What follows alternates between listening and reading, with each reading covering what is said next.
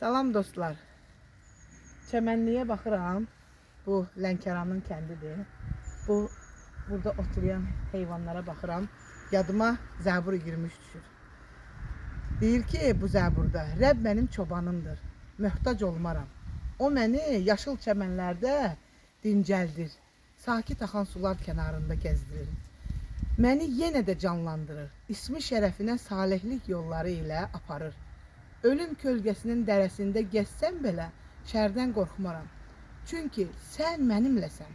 Sənin əsan, sənin deyənəyin mənə təsəlli verir.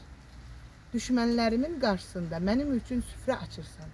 Başıma ətirli yağ çəkirsən. Ağzına dək camımı doldurursan.